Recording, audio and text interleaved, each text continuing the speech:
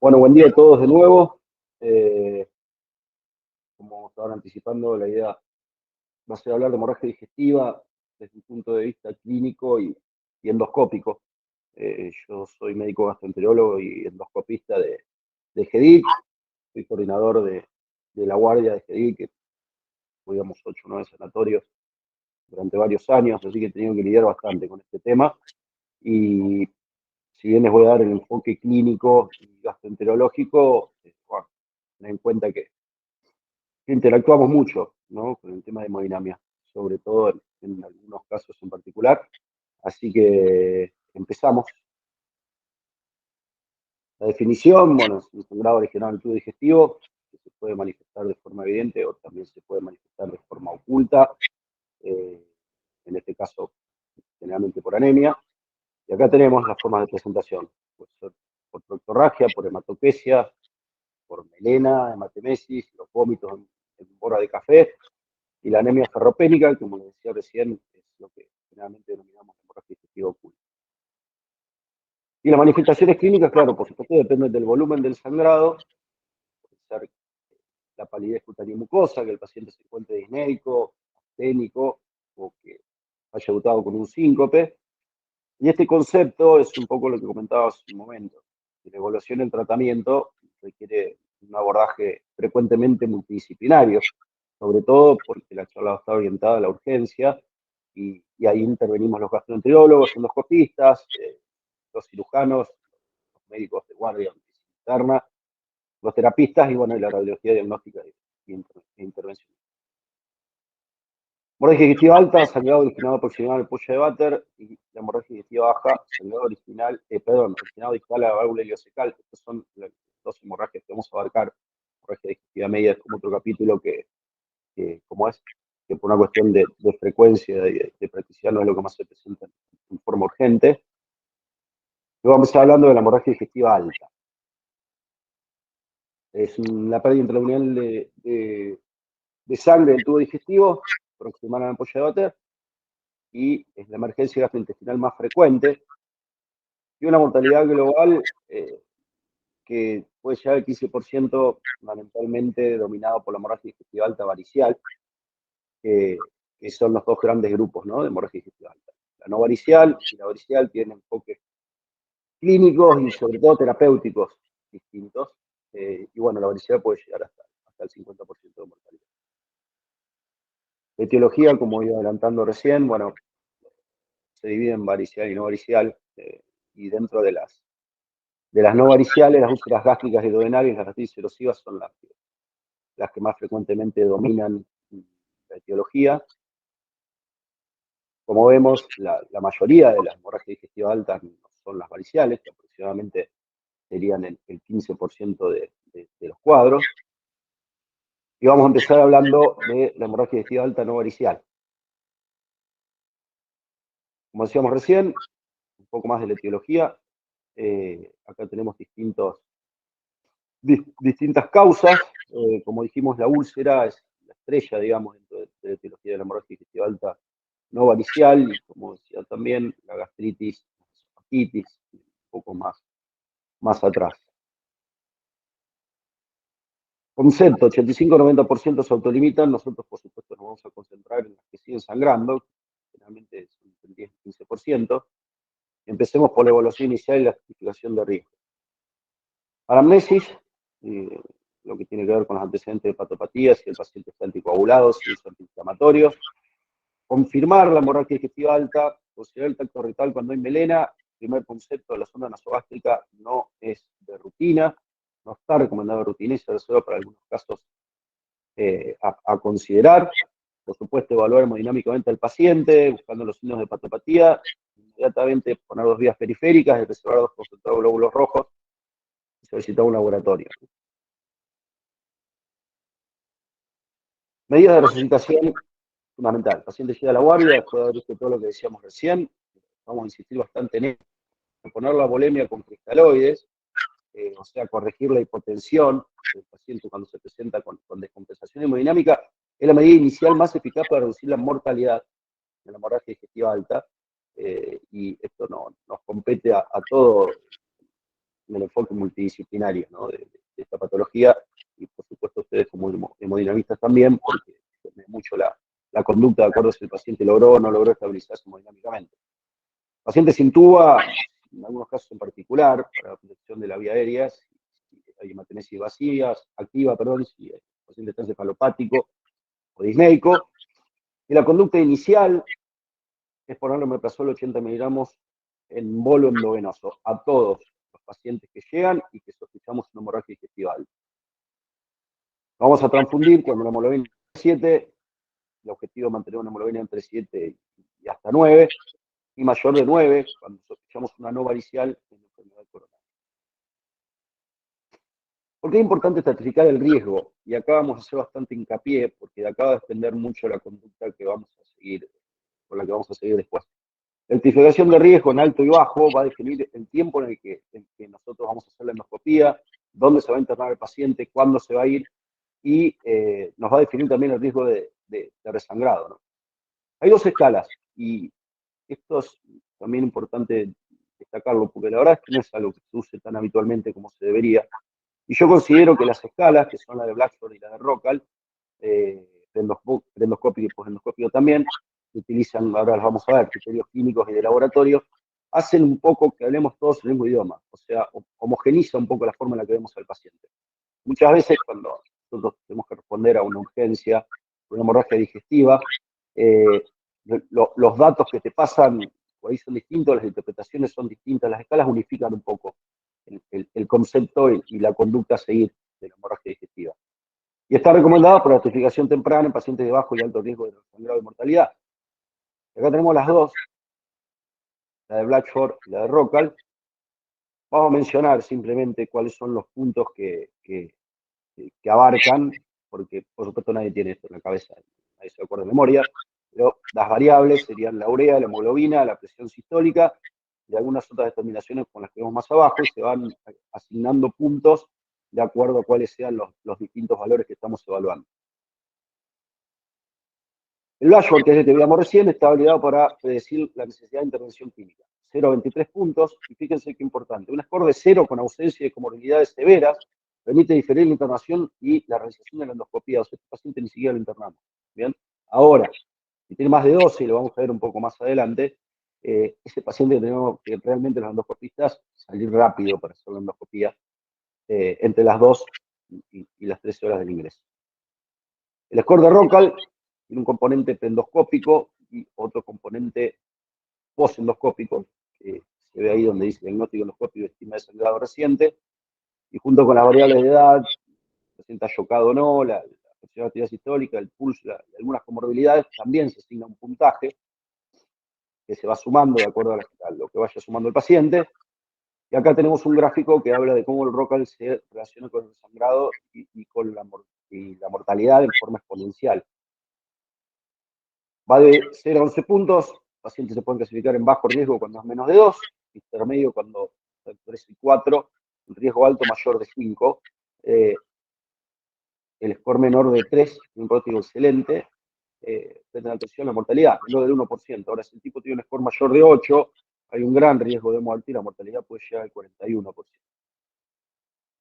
Va un poco a la parte terapéutica, que es lo primero que hacemos cuando el paciente llega desde el punto de vista terapéutico médico.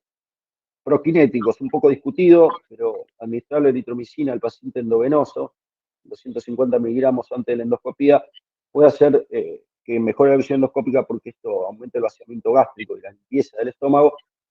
Es una recomendación condicional y también es algo que en la práctica no se usa habitualmente.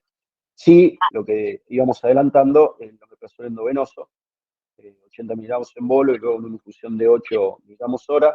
Hay que renovarlo cada 12 horas por inactivación del fármaco. Esta es una recomendación 1A, porque acelera la resolución de los signos de sangrado y reduce la necesidad terapéutica endoscópica. ¿Qué hacemos con la anticoagulación? Bueno, las medidas intensivas para mejorarla pueden reducir la mortalidad. Un RIM mayor de 1,5 es predictor de mortalidad. Pero bueno, nosotros, como vamos a ver, tenemos distintas estrategias terapéuticas, y la inyección, que es una de las más utilizadas, seguro con un RIM de 2,5. Por supuesto, esto no se extiende a pacientes cirróticos en la cual sospecharíamos otro tipo de sangrado. Entonces, el rino supraterapéutico hay que corregirlo. Si el paciente está en rango terapéutico, individualizarlo, pero no por eso retrasar la endoscopia. En la hemorragia no activa, vitamina K, endovenosa, en la hemorragia activa, vitamina K y concentrados de factores protrombóticos. Los anticoagulantes nuevos, como el dabigatran y el rivaroxaban, no podemos hacer mucho más suspender el tratamiento.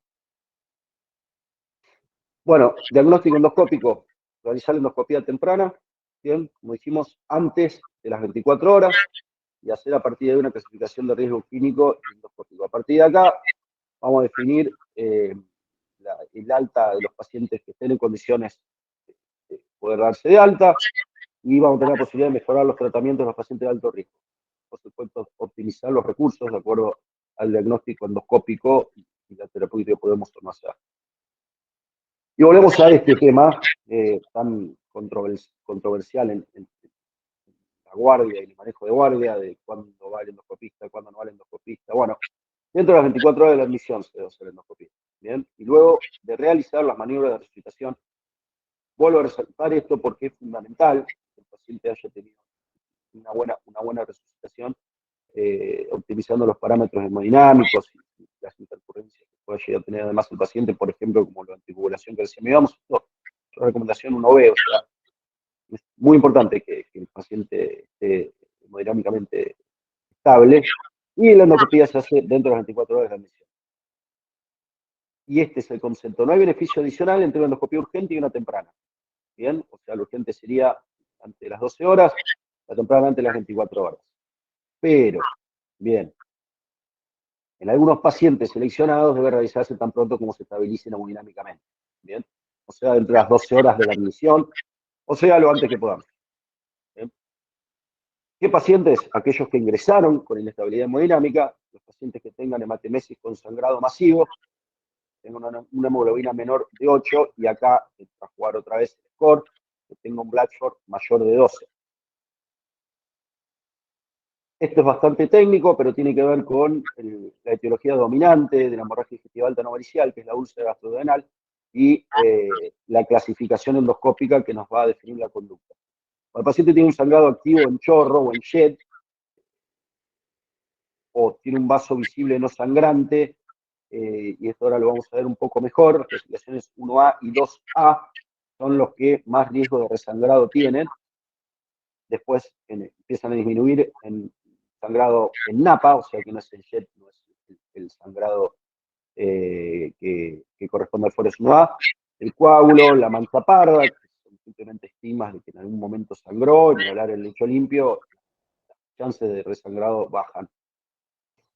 Y acá lo vemos en este gráfico, como el Forest 1A domina el cuadro, y fíjense más abajo que el que sigue es el vaso visible, ¿bien? Con un 50% de resangrado.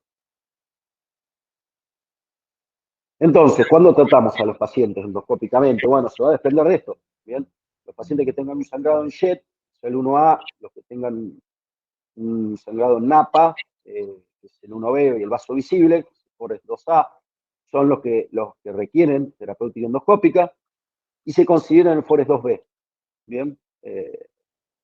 Porque el Forest 2B es un coágulo adherido a la zona donde tuvimos el sangrado, y podemos remover el cuadro e intentar tratar lo que está abajo, pero es discutible. Si el paciente tiene esta mancha que se ve o fondo de fibrina en la úlcera, no tendría indicación de terapéutica endoscópica. ¿Y qué podemos hacer nosotros con estos pacientes? Bueno, les decía, los tratamientos inyectables con adrenalina o con esclerosantes, podemos usar la ablación térmica, básicamente es la electrocoagulación. ProPro es un dispositivo que electrocoagula cuando hacemos contacto con la zona, o el argón plasma. El argón es un gas ionizable que transmite la electrocoagulación sin necesidad de entrar en contacto directo con la mucosa. Y después nos quedan los métodos mecánicos, ¿bien? Que son clips, son brochecitos de metal que colocamos en el sitio de sangrado, o las bandas elásticas, aunque estas son más característicamente usadas en lo que es el sangrado varicial. Entonces, decíamos, en los estigmas de alto riesgo, que son aquellos los que mencionamos, ¿no? Del Forest, paciente que está sangrando activamente, ya sea en napa o con sangrado en jet, a presión, o los pacientes que tengan un vaso visible. La adrenalina como monoterapia siempre tiene que ir acompañada de clips o de la aplicación de termocoagulación. Este concepto está más que probado, digamos, hay que usar dos métodos. Ninguna terapia por separado fue superior entre ellas, pero sí es recomendada, como decía, la terapéutica combinada. Térmica más inyección, disminuye el resangrado, cirugía y muerte. Y la monoterapia es inyección o coagulación térmica, es efectiva en los sistemas de alto riesgo, pero la combinación de ambos es superior, y esto es lo que decía hoy, es una recomendación 1A. Hay otras terapéuticas endoscópicas, ya más avanzadas, más novedosas, entre los mecánicos el Ovesco, que es un clip más grande, que abarca mayor cantidad de mucosa cuando lo liberamos, y entre los métodos hemostáticos, el Hemospray, uno de los más novedosos, es una suerte de, como un matafuegos, es un polvo inorgánico que se adhiere a la zona de sangrado y forma una película que tiene una alta efectividad para limitar el sangrado. Por supuesto, no está tan disponible, se reserva para los fracasos de los tratamientos convencionales o en algunos casos en particular, como por ejemplo las lesiones neoplásicas, que sangran en forma difusa. Vamos a algunos casos de cómo queda. Traigo esto porque es de lo más novedoso que hay en el tratamiento para la hemorragia digestiva alta o baja. Y bueno, acá tenemos un poco resumido lo que es la terapéutica endoscópica. En los sistemas de alto riesgo, como dijimos hoy, realizar terapéutica hemostática. Si tiene un vaso visible, electrocoagulación, clips o inyección. El sangrado en jet y en el resumante venoso, o sea que tiene sangrado activo, terapia endoscópica combinada, como dijimos. Y siempre, luego del gesto terapéutico, infusión continua con IVP. Bien, que es lo que decíamos hoy.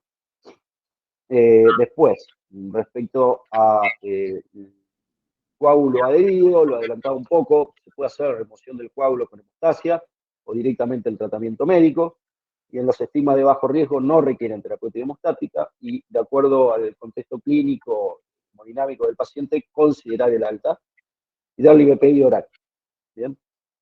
Iniciando la dieta regular.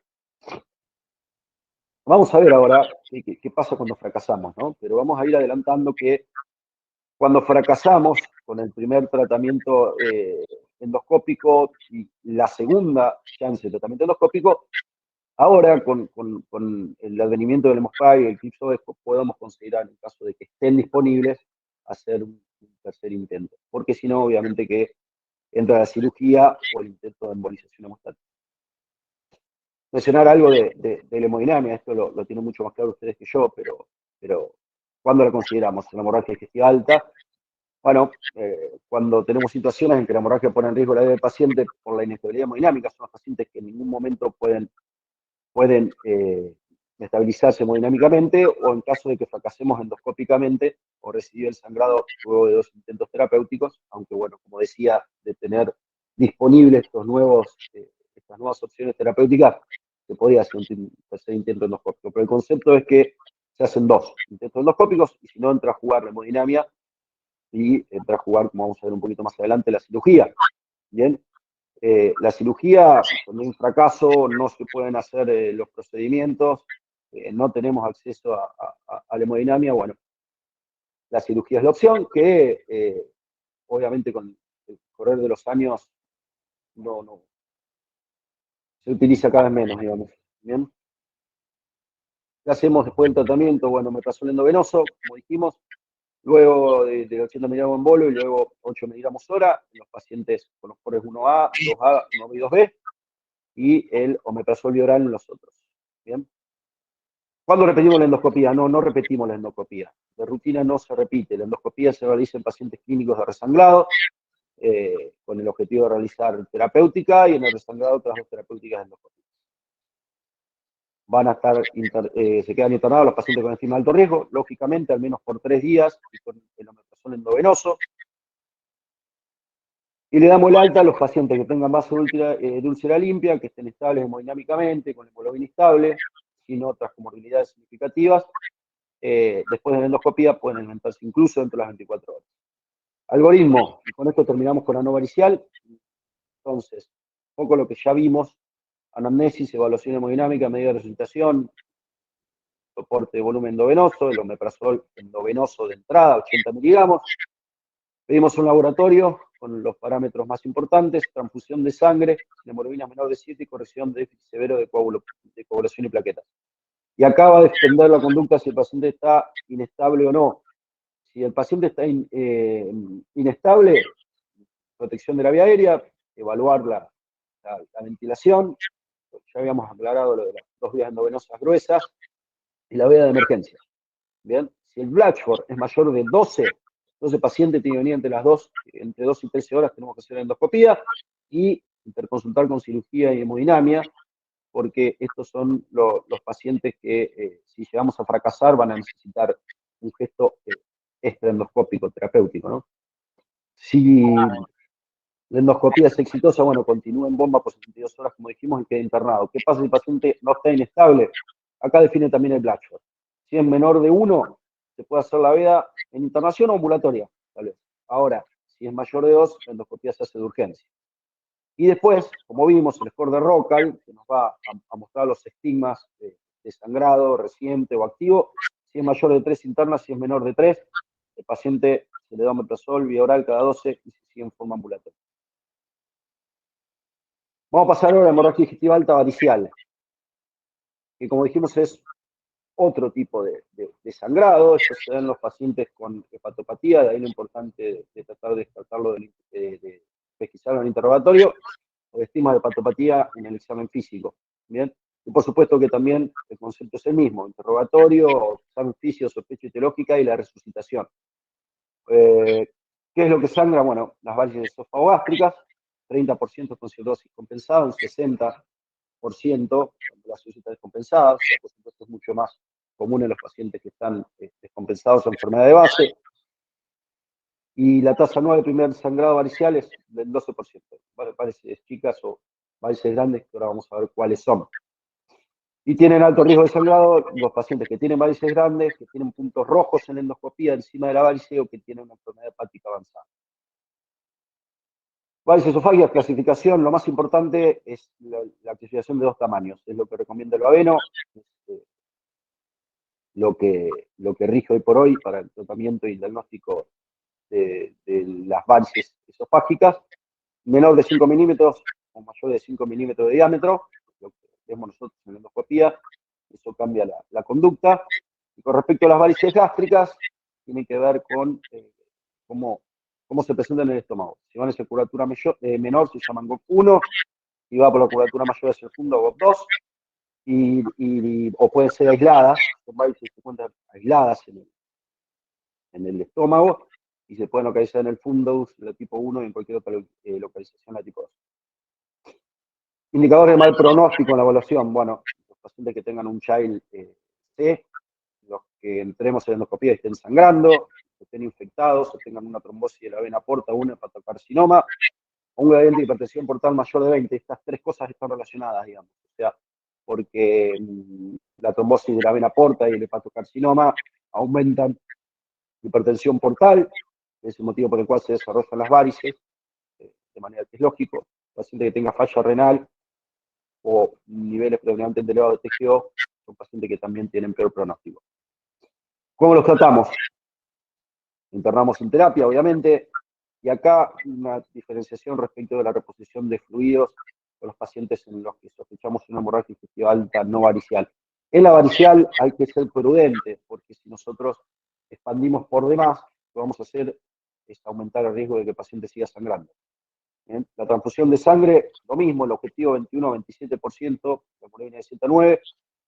Mantener una hemoglobina se recomienda aproximadamente en 8 gramos por decilitro, teniendo en cuenta la comorbilidad, la edad y el estado hemodinámico. Y no hay demasiado consenso respecto de qué se hace en la coagulopatía, por ahí un poco sí, más en la trombocitopenia, se trata de que el paciente tenga más de 50.000 plaquetas, sobre todo cuando vamos a una conducta terapéutica. La coagulopatía en el cirrótico, un estado protrombótico y que viene con TP bajo, así que no hay consenso respecto del manejo de la coagulopatía en estos pacientes. Por supuesto, proteger la vía aérea en los pacientes con sangrado masivo que tengan una encefalopatía severa o falla respiratoria. Y el famoso balón de Sestaken-Blackmore es para pacientes con hemorragia masiva, con compromiso hemodinámico, sin respuesta a la reposición de fluidos. Son pacientes que sangran, no se logran estabilizar. Entonces se usa como puente de otra terapéutica, porque se tiene que dejar no más de 24 horas, y por supuesto que cuando uno lo saca, sangra mucho. Ahí se ve una fotito del balón, que por supuesto se coloca sin endoscopía. Esto lo colocan generalmente los terapistas. ¿Y qué hacemos desde el punto de vista farmacológico? Fundamental en la hemorragia digestiva alta varicial, las drogas vasoactivas.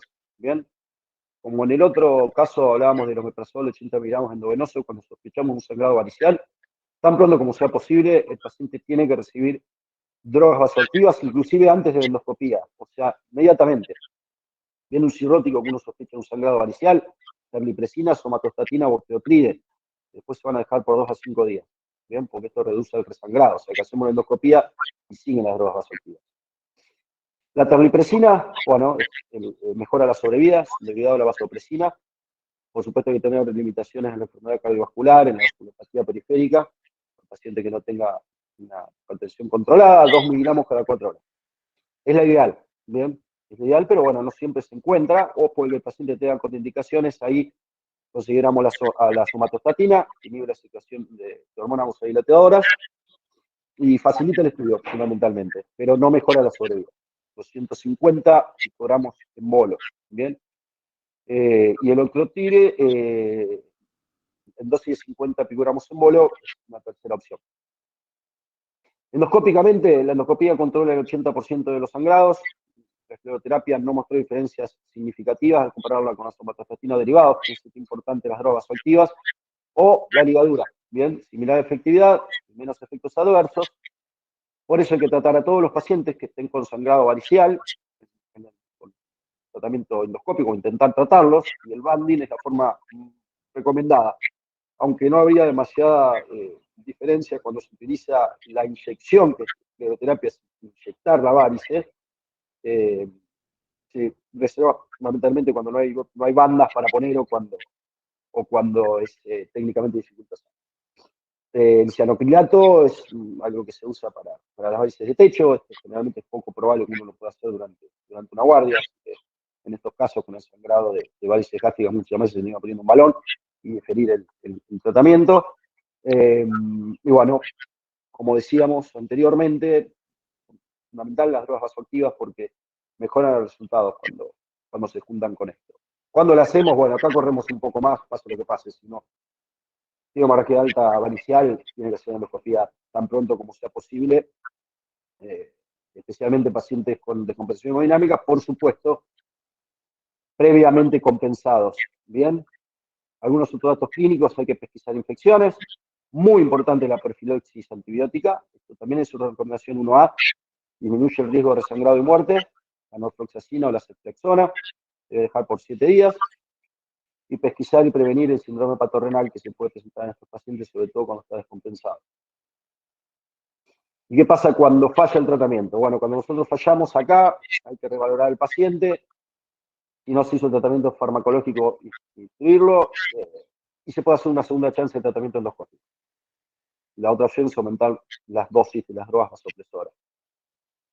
Y vamos con el algoritmo de la hemorragia digestiva alta varicial para ya pasar al último punto, que sería hemorragia digestiva baja.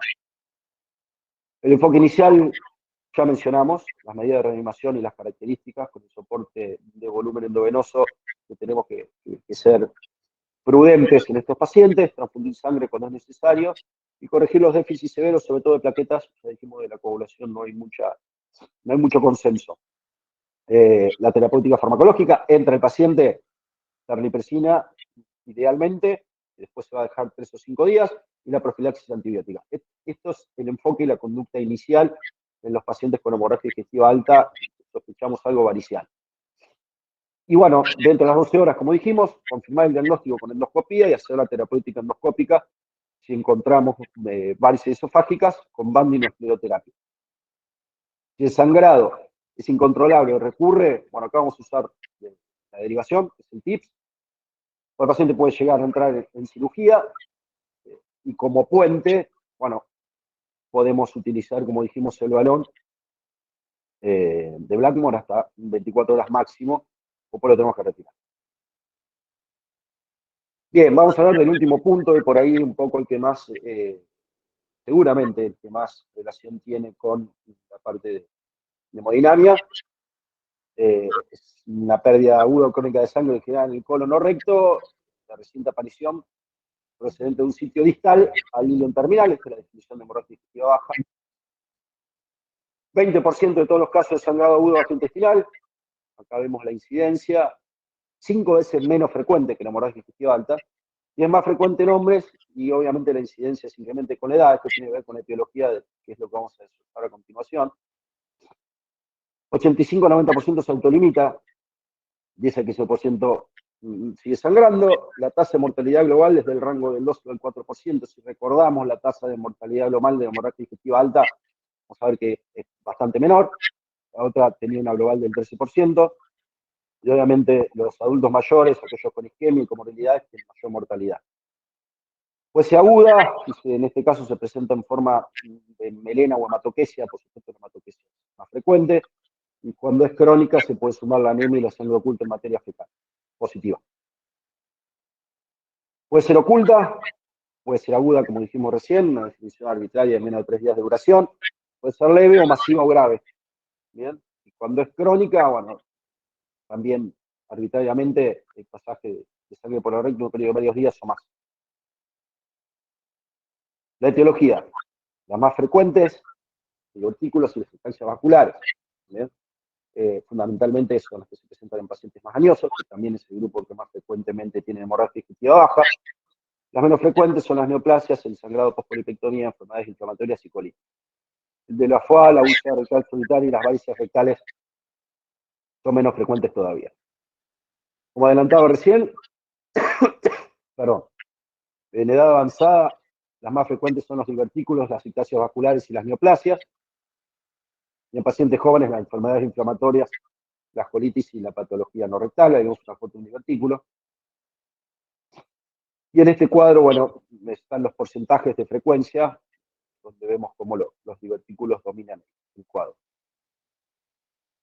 Vamos a desarrollar un poco las causas más frecuentes del sangrado diverticular, generalmente más en pacientes añosos, donde puede llegar a tener una alta mortalidad.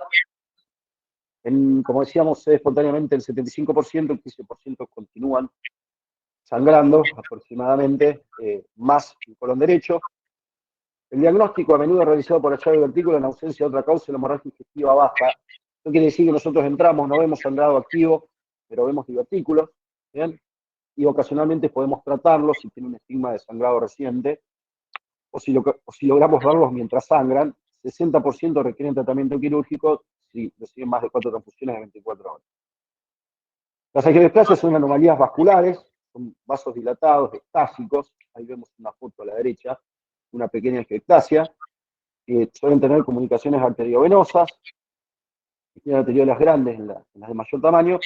También se observan en colon derecho y pueden ser un sangrado oculto intermitente, incluso ser asintomáticas, es la segunda causa de hemorragia digestiva baja aguda. ¿Cómo evaluamos a estos pacientes? Bueno, como siempre, evaluar el estado hemodinámico, depende de la repercusión hemodinámica, la gravedad de la hemorragia digestiva baja también. Tenemos que confirmarla y evaluar las características. Acá sí puede ser importante realizar el tacto rectal y la exploración anal cuando nos quedan dudas. Y bueno, por supuesto, una evaluación física completa. Esto es un poco relativo, pero la sangre de color rojo vivo, que está por encima de las heces, o aparece después de que el paciente va del cuerpo, sugiere una patología no orificial. La sangre que es rojo oscura o granate, está mezclada con las heces, como único componente de la defecación, nos hace pensar más de un origen no hemorroidal o más alto. El paciente tiene melena, si bien puede haber una hemorragia digestiva alta, también puede haber una hemorragia digestiva media o de colon derecho. No está tan clara acá la estadificación de riesgo escorizada, digamos. Esta es una de las propuestas, que es la de Straight Sangre, donde menciona algunas variables, bastante lógicas también, la frecuencia cardíaca, la sistólica, el síncope, el abdomen no doloroso, y la hemorragia sea en las 4 horas de la evaluación, que el paciente tome no aspirina, o que tenga más de 2 comorbilidades. pero se puede considerar hemorragia digestiva baja grave, perdón, a la rectorragia presente en las primeras horas de ingreso, más paciente que tiene una tendencia a la hipotensión, con una sistólica menor de 100, una frecuencia cardíaca mayor de 100, o que tenga un síncope no explicado por otras causas. Si tiene una hemoglobina menor de 9, en ausencia de una anemia crónica, o tiene una caída de 2 puntos del hematocrito, de la hemoglobina, perdón, mayor de 2, estos son los pacientes, nosotros decimos, esto es una hemorragia digestiva baja grave, y por supuesto no va a cambiar la conducta. ¿A qué vamos a manejar ambulatoriamente? Al paciente que tiene una rectorragia leve autolimitada, que no está inestable, que no tiene anemia y que no tiene una enfermedad, y que tiene, perdón, enfermedad anal evidente, o sea que vemos que el paciente tiene un sangrado hemorroidal, sin restos hemáticos en el tracto rectal. Estos son los únicos pacientes que uno debe considerar sin problema el manejo ambulatorio, sin hacer mucho más. Cuando el paciente tiene una hemorragia digestiva baja no grave, o sea que no cumple con los criterios que mencionábamos antes, a este paciente sí es recomendable hacer un análisis de laboratorio, un hemograma, una coagulación, la función renal, hepática, y dejarle un acceso venoso y considerar la reserva de concentrados por si hay que transfundirlo. Darle una dieta sin residuos, porque este es un paciente que probablemente que hacer una hemorragia digestiva baja durante la internación, y de cual los resultados vemos si lo dejamos ingresado o la posibilidad de manejarlo ambulatoriamente. Entonces, la colonoscopia sería el diagnóstico en su de lesión con hemorragia activa, o sea que nosotros vemos realmente la lesión sangrando, o un estigma de hemorragia digestiva reciente, como un vaso visible, un coágulo adherido, una úlcera con fibrina, o una lesión tumoral, o va a dar un diagnóstico presuntivo cuando nosotros vemos, por ejemplo, que el paciente tiene divertículos y no hubo otra causa de sangrado clara. ¿Bien? Si usted hace divertículos, un paciente que cuando entramos no está sangrando, tiene estigma de sangrado reciente, pero uno por descarte, estos son casos que ya se limitó, ¿no? El sangrado es lo que hacemos. Hay que hacerla idealmente dentro de las 24 48 horas, esto cambia la sensibilidad, y más allá de este periodo baja significativamente la sensibilidad del estudio diagnóstico endoscópico. Siempre el paciente estable hemodinámicamente, por supuesto, y con adecuada preparación. Y bueno, puede ser diagnóstico terapéutico de la colonoscopia, por eso sería en principio el método de elección. Ahora, ¿qué pasa en la hemorragia digestiva baja grave? Y acá nos acercamos un poco más a cuando empieza a considerarse la hemodinamia como nuestra potencial salvadora. Laboratorio y 2 vías periféricas, esto ya lo vimos, reserva de glóbulos rojos, ayuno, reposición de volumen con cristaloides, a ver si le pone una vía central, para cerrarle cama en terapia. Cuando la hemorragia es masiva, la reposición de factores de coagulación se va a hacer de acuerdo a los valores, ¿bien? Como hablábamos hoy, en la alta, plaquetas en menos de 50.000 se recomienda transfundir. Si tiene menos de 7 gramos de hemoglobina, también transfundir. Entonces reanimamos el paciente y luego de la reanimación tenemos que considerar en hemorragia digestiva baja grave, con criterio de gravedad, considerar la endoscopia digestiva. ¿Bien?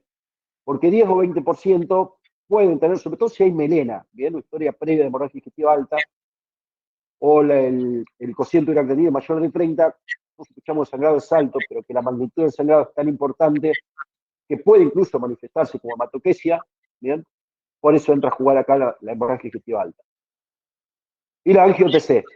Si el paciente permanece con descompensación hemodinámica, o la endoscopía es normal, llegamos a hacérsela y es normal, se recomienda la angio-TC. Una sensibilidad y especificidad del 90 y 99% en hemorragias masivas, y es el paso previo a la hemodinámica. Como vimos, en casos de observarse trabasación, de contraste en la tomografía computada, es donde tenemos que intentar la realización de la radiografía terapéutica. Sin hemorragia activa, se desaconseja el intento de embolización y se recomienda iniciar la preparación para hacer la colonoscopía en este paciente que tenía criterios de gravedad de la hemorragia digestiva baja. No voy a hablar mucho de esto, es más o menos lo mismo siempre. Nosotros las herramientas que tenemos para el tratamiento de la hemorragia digestiva en la alta y en la baja son similares: la inyección, los clips, los térmicos. Estos son lo que usamos para inyectar: la adrenalina, el etanol, solución hipertónica, son distintos líquidos que podemos usar para inyectar la zona. Los métodos mecánicos, podemos usar bandas, para algunos casos de lesiones vasculares, o hemoclip, ¿bien? Que acá vemos una foto que les decía, son ganchitos que terminan cerrando la lesión, y los métodos térmicos, ¿bien? Que pueden ser alterna o de alta frecuencia, la corriente eléctrica, de contacto o no de contacto, algún plasma que les decía yo hoy. Y vamos a hacer algunas menciones de la hemodinamia.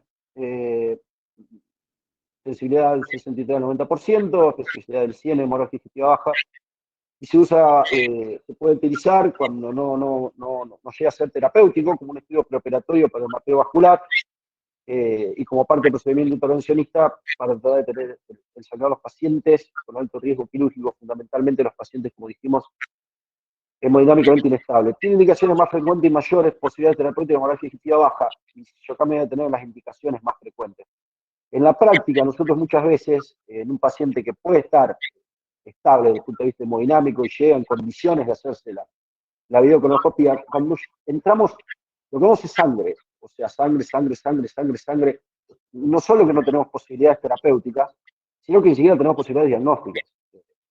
Muy difícil avanzar en el colon, cuando el colon, más allá de la limpieza, si tiene un sangrado activo, no tenemos visual, cosa que en la hemorragia digestiva alta generalmente lo podemos resolver porque tenemos más herramientas por las características anatómicas del estómago. Nosotros entramos en la colonoscopía y no vemos nada, o sea que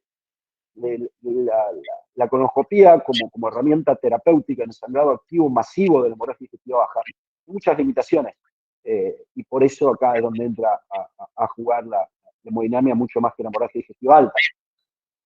Ya hemos adelantado, lo consideramos en pacientes que están inestables hemodinámicamente, a pesar de las maniobras de reanimación, en los pacientes que nosotros fracasamos como tratamiento endoscópico, tiene que ver un poco con esto que les decía hoy.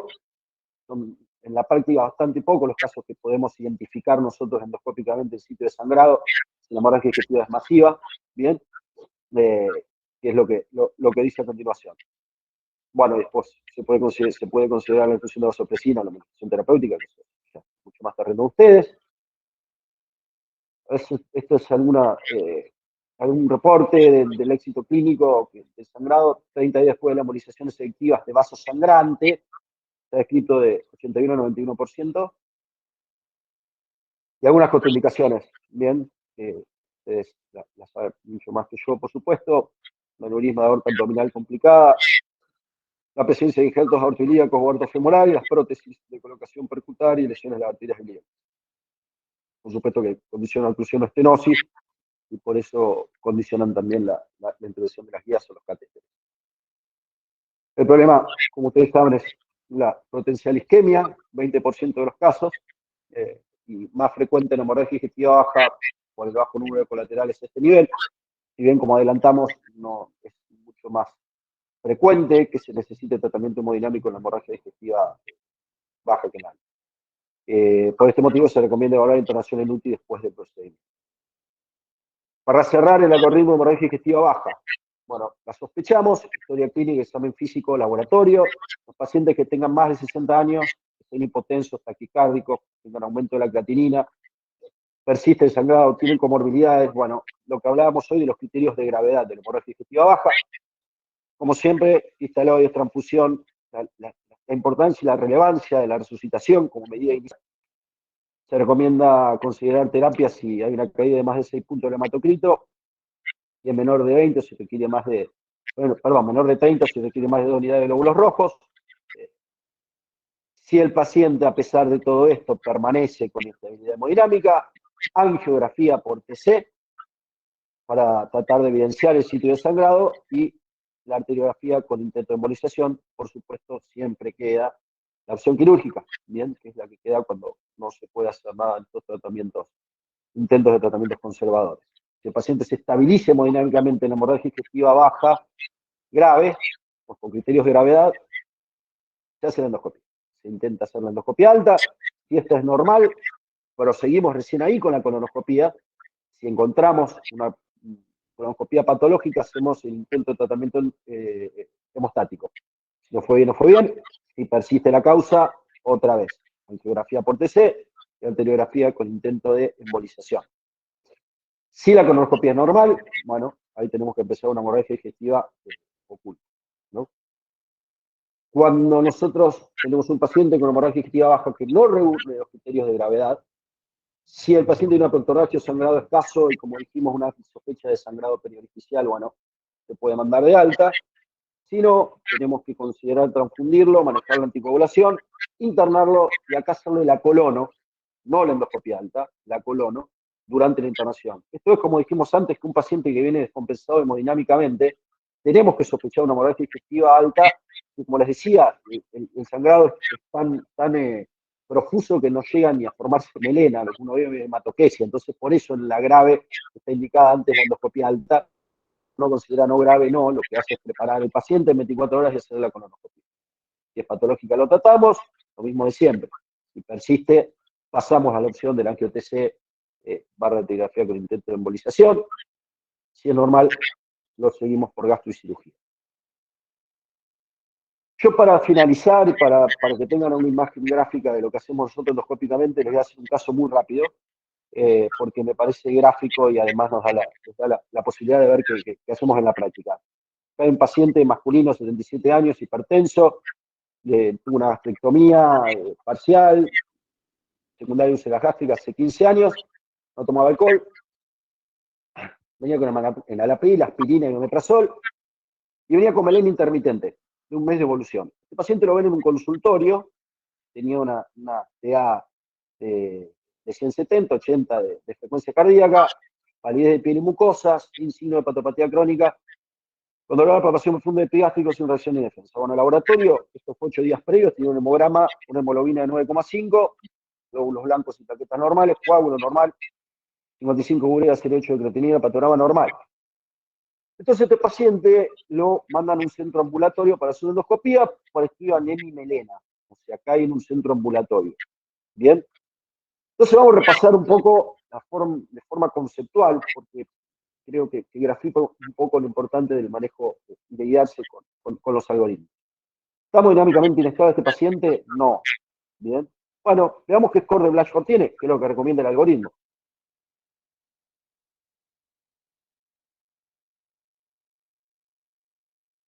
Hola. Sí, sí, te escuchamos. Perfecto. Bueno, vamos a seguir el algoritmo. Score de Blanchard, 11. En urea entre 49 y 60, menos de 10 de hemoglobina, presión sistólica 100, 109 y melena. Esto nos da 11 de Blanchard. ¿Qué pasa si el paciente tiene más de 2 de Blanchard? Bueno, este paciente tendría indicación de hacer una endoscopia de urgencia. ¿Bien? Sin embargo, fue un paciente derivado para hacer una endoscopia ambulatoria. Y ahora vamos a ver lo que nos encontramos cuando hicimos en el centro ambulatorio la endoscopia. Perdón, ¿qué nos está pasando? Ahí va.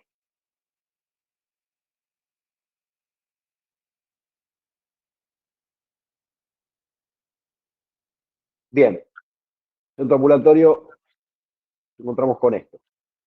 Es un paciente, como dijimos, tenía una gastrectomía parcial, por eso la anatomía alterada, la anatomía del estómago. Y fíjense ahí que hay un sector con un sangrado activo, ¿bien?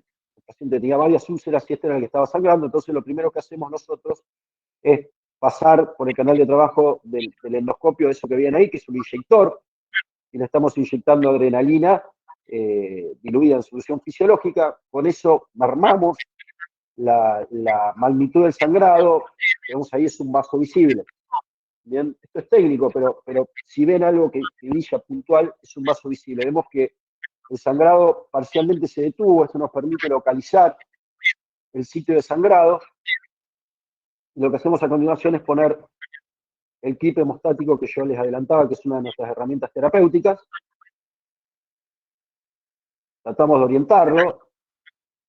No es tan fácil, por supuesto, tiene incursión respiratoria el paciente. Y lo soltamos. Bien. Lavamos, nos aseguramos de que el sangrado se limitó. Ahí se ve, como decía recién, que el paciente tenía algunas otras úlceras, pero la que estaba sangrando era esta. A ver, más allá de mostrarles qué es lo que hacemos técnicamente, lo que parece interesante de este caso es que, bueno, no se siguió el algoritmo diagnóstico. Entonces nosotros terminamos haciendo en forma ambulatoria un paciente que debería haber hecho internado. El ROCAL. posendoscópico, si vemos este paciente y lo sumamos, tiene score de Rockall mayor de 3. Por lo tanto, es un paciente que se debe internar y continuar con omeprazol en bomba 8 miligramos hora o bolo intermitente por 2 días, durante 72 horas. Finalmente, al paciente le hicimos eso, le hicimos un bolo de omeprazol endovenoso, se inició el goteo, se derivó a un centro de internación y le dieron el alta a las 72 horas para seguirlo en forma ambulatoria. Bueno, con esto, con este caso clínico ilustrativo, y que parece un resumen de la importancia del algoritmo diagnóstico y terapéutico para el enfoque de los pacientes con hemorragia digestiva, ya sea alta o baja. Termino la presentación, no sé en cuánto de tiempo, es un poco extenso la charla, así que espero no haberme pasado mucho y pido perdón por eso. Quedo a disposición para las preguntas o las consultas que tengan para hacer. Bueno, perfecto, Mauricio. Excelente presentación. Realmente para nosotros fue muy didáctica. Bueno, y vamos a pasar algunas preguntas acá del auditorio que te van a hacer.